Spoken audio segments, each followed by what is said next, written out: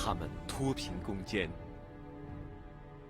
他们振兴乡村，他们守护青山绿水，他们守望相助，跟时间赛跑，他们共学共事共乐，他们交往交流交融。石榴花开时，他们像石榴籽那样紧紧抱在一起，为美好生活奋斗。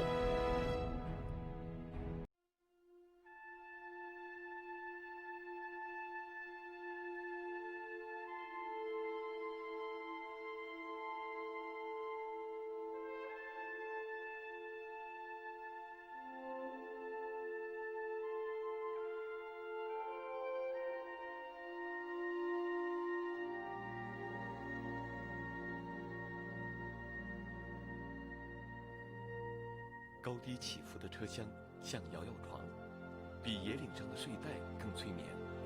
此刻想安稳地睡上一觉，一定离不开战友的肩膀。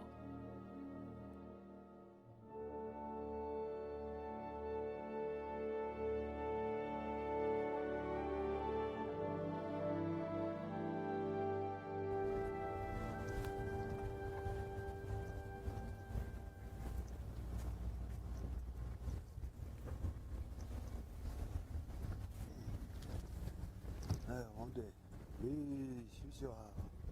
睡不着，你来了哈。这儿那么好的爬一座的，山上天天睡眠，没办法，你也是不平衡了。哎呀，平常睡不着，睡不着。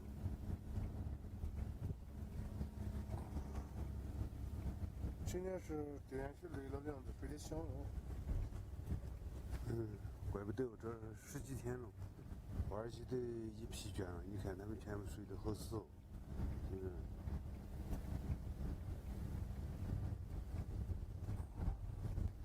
妈要到营地了，把他们叫醒。现在没睡好嘛？这我儿媳是找你，现在没睡下，弄不弄了再说。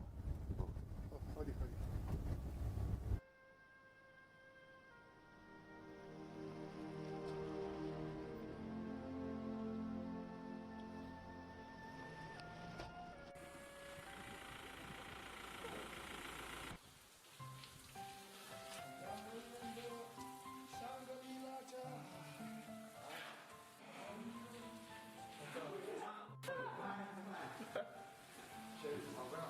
到迪拜没洗过澡。我头发不一样，我这手感上有点手小不，手那天搬倒了打火去，怎么样？今天是9包了，谢谢啊。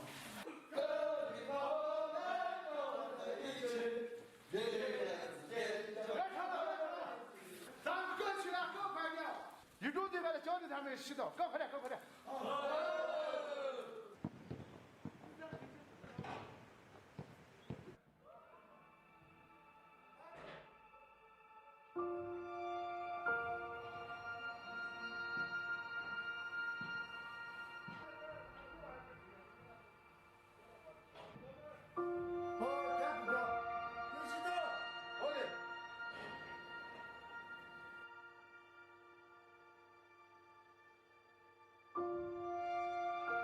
水可以冲掉一身的灰尘，但不包括火场里的那些记忆。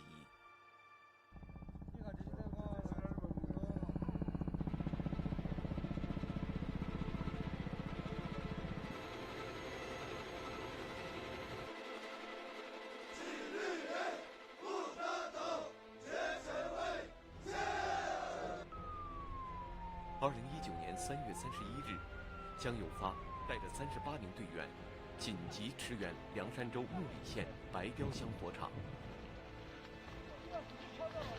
本来那个火都在下面很远，一会儿呢吹上来就几乎已经拢你们面前了。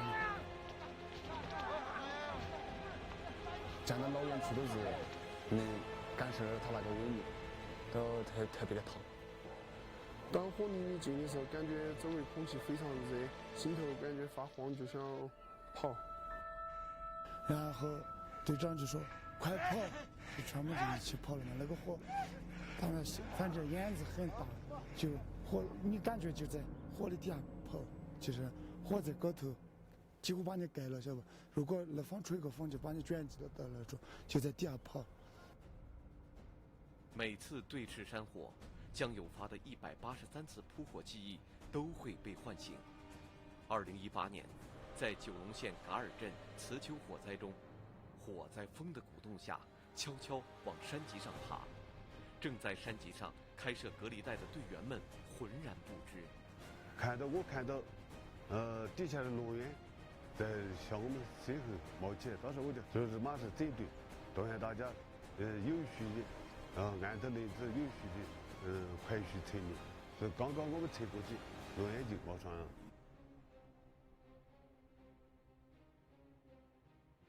2010年，一块烧焦的岩石又从九龙县的一个山头上滚下来，直奔一名扑火队员。当时我就侧身把他推过去了，推过去就这个石头呢，就打到我这个左脚上。大家看了，他们看到我脚杆流血了，他们就把他们陈衣室内就给我包扎。我们毕竟执行的这个高危作业，这种现象呢是经常发生。2020年4月1日，江有发和战友们刚刚控制住了木里县白雕乡的火势，一场雷击又在九龙县上团乡引发山火。江有发接到命令后，率队连夜赶回了九龙县扑火。那个火烧得大，烧来乌云都冒出来了，非常恐惧。但是经过队长他们的开导和指导，从而对火没得那么害怕了，心里有个安慰。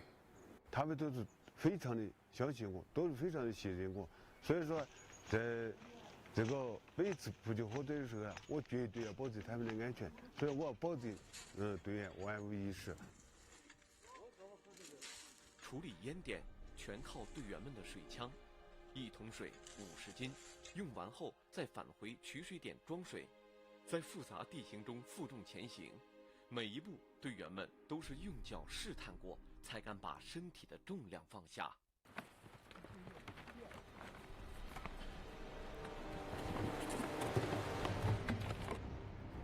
也是悬崖嘛，准备加起可能10多米，然后当时他摔下去是动也没动嘛，然后心里面比较害怕。班长在说江大队完了哈！我当时我一听到，我想肯定出事。2020年4月6日下午3点过，江有发最不想发生的事还是发生了，队员王磊跌落山坡，一时间生死未卜。小伤的话，大家都还可以承受嘛。如果是出大事了的话，比如说死亡那些的话，那肯定都是承受不了的。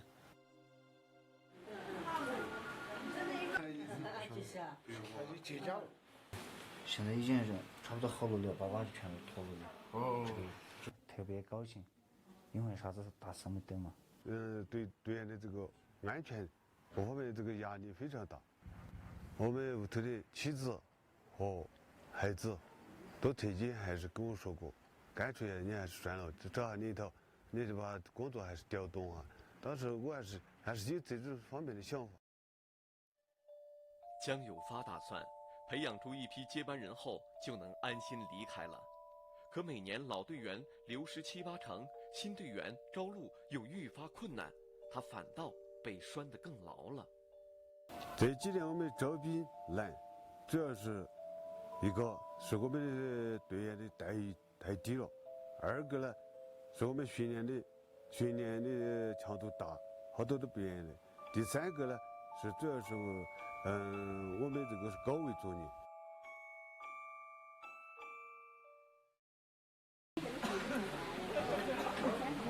195斤，反正我的目标就是180斤嘛。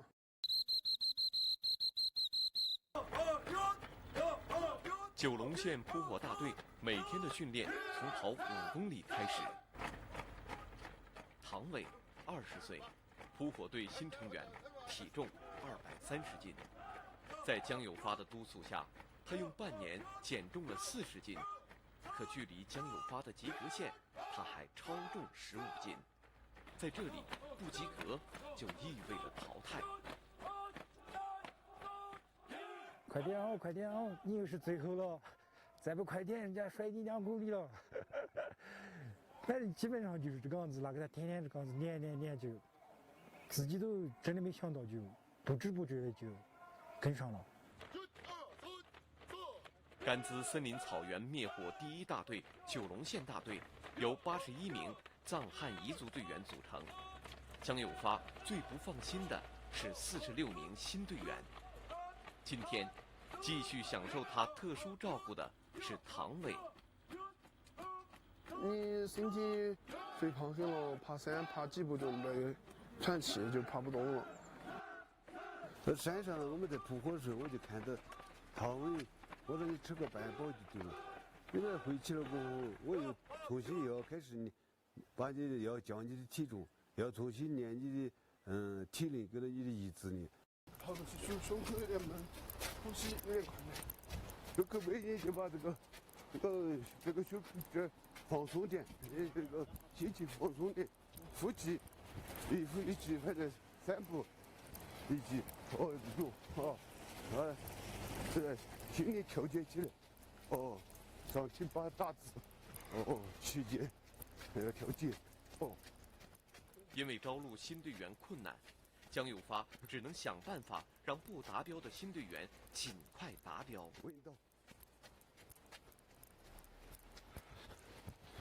最难受的时候都想跑来都想哭了，跑不动了，直接是想放弃。加油！好，加油！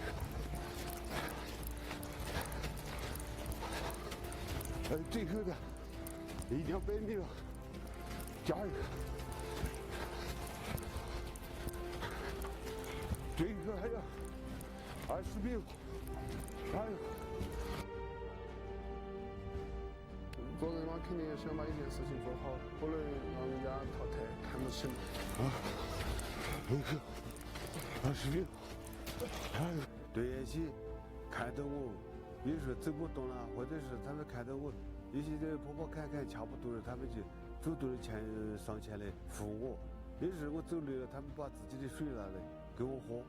所以说这看到这些娃儿些，我感到就跟到我自己的娃儿一样的，对我那么好。我也自己对他们还是更加汇报他们对我的真情。好，到了。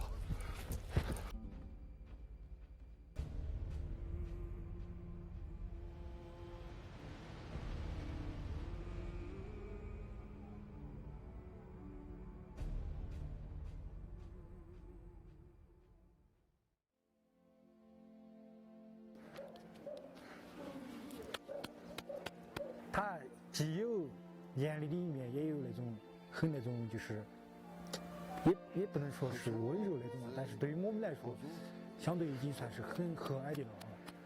反正这2面他都兼顾了，所以说我就可能受了那么多罪，但是他接下来过就给我们做思想工作，就是安慰我们的话，这种我觉得真的帮助很大。预备，开始，走。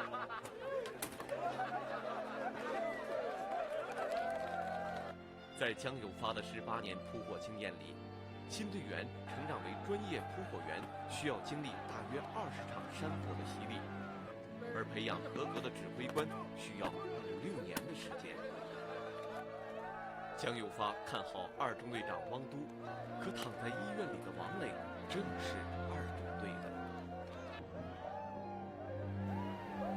对这个事件，我来看，首先这个肯定我们大队上还是要做自我检讨，因为我们大队的组织，我们各班派、各中队来进行这个安全对这个事件的这个安全呢进行一次深刻的剖析和整改。这个当中呢，我也是想了很多。虽然说是我们平时对这个安全工作也是每天都在说，每天都在抓，但是我们抓的同时我们也有这个工作当中不到位的地方，还是有一些疏忽，造成了你看这么一个人员受伤。前段时间我们在执行任务，也没去给那扫墓。通过我们这段时间，我们闲下来了，我们干脆还是把队上的新兵和这个我们的这个骨干些带到烈士陵园，一方面给烈士扫墓，二方面给弘扬烈士的这种光荣的这种先进事迹，再把新兵带到这儿去，再进行这个安全教育。你看怎么样看行不行？非常有必要的。10年前，江有发亲手送别了一个像他们这样年轻的队员。2010年，在九龙县五拉七乡开条村扑救森林火灾中，江有发的战友魏建军牺牲了，年仅22岁。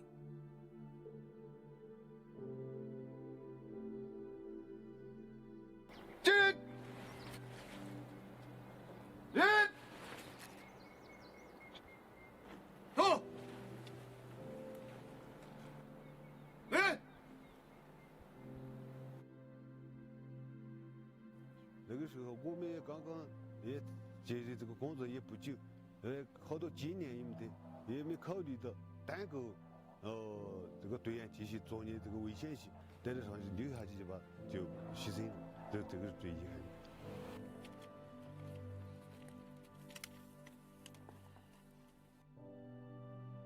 因为他是我的战友，也是我的儿子一样的。如果他牺牲了，我也是要给他父母要承诺，我要让他父母把我当他的儿子，以后我对他的家人父母还是要继续的关心下去。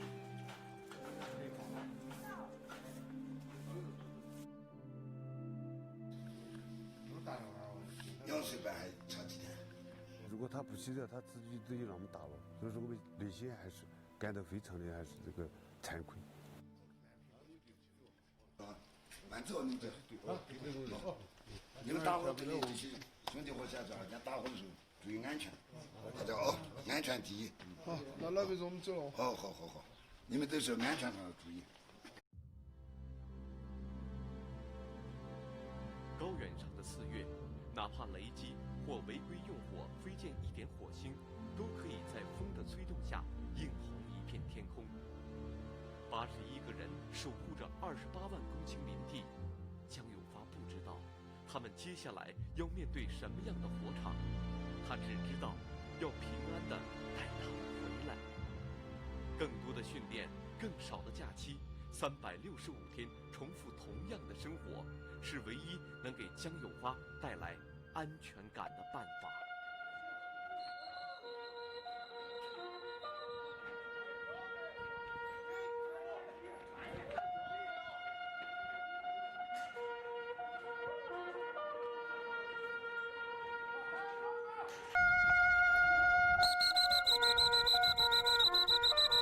来装备，接击救火，发生。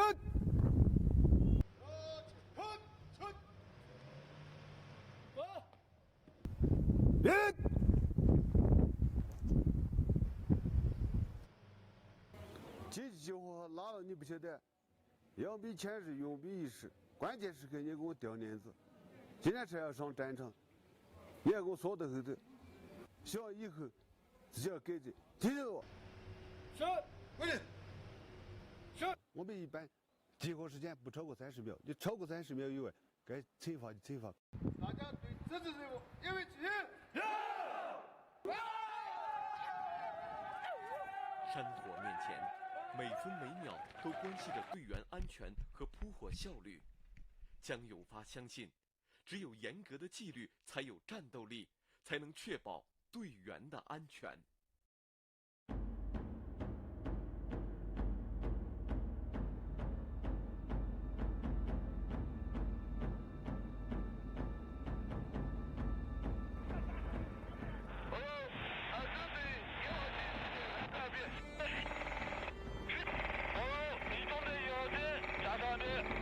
战斗班的加快驱动，战斗班的要给我走，跑起来！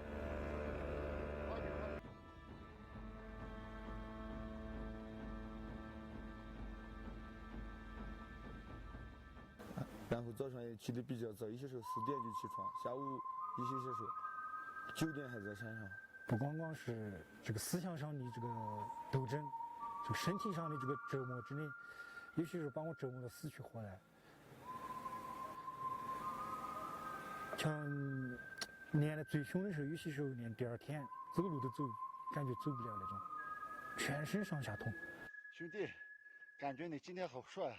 我快累死了。真的好帅，你累的样子真帅。后面那位兄弟呢？我一般都很帅的。根本没事了，正在想办法合适的。那这甜，是不是特别甜？太甜了。哎。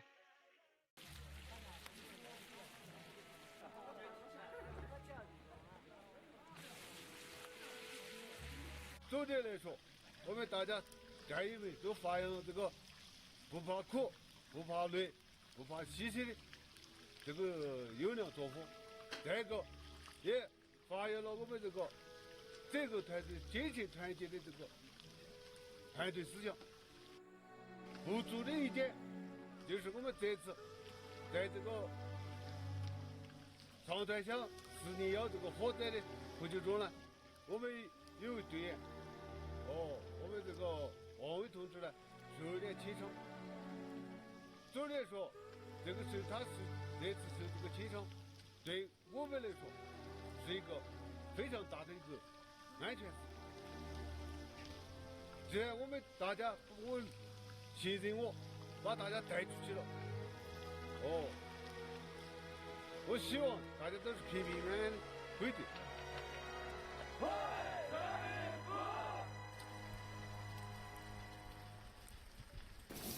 大家都还记得，我的是好久来的啊？2017年11月份进来的，我是那个23年11月15号。这待了半个年纪，我就获得了很多新的兄弟，真的，甚至一起同吃一个饭、同聚一杆起那种。以后啊，能保护好自己的女人，能保护自己的家人。这份工作的话，现在对我很重要。想的是在把那些钱挣了的就存了以后，房子也修了，就得带马老汉出去耍哈。自己也长大了，能够多尽一份孝心，就尽一份孝心。因为马老汉养我们也不容易。我这个职业就是一种奉献，然后保护这些青山绿水，尽自己的一份责任，尽自己的一份力。虽然我们这个大火队有3种民族，但是都感觉显得非常的团结。就是这里面其实有些真的，这里面的那些感情是有些胜过自己的亲兄弟，真的。收获了这么多战友兄弟，对我来讲确实是已经算是个大家庭了。所以说，我觉得很满足嘛。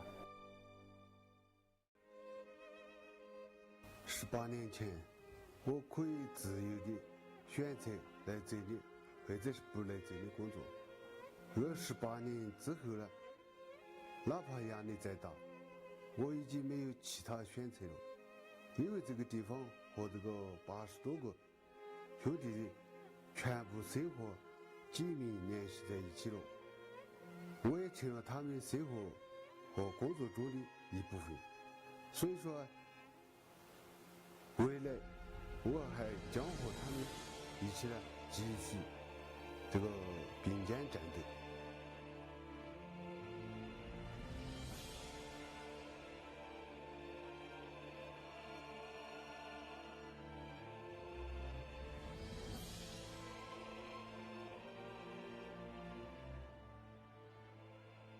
生命是自己的，安全全靠你我他。每次参加扑火战斗，我都给队员们说，安全全靠身边的藏族、彝族、汉族的队员们，真正团结的这种团队精神，才能守护好我们祖国的青山绿水，才能穿越火线，平安归来。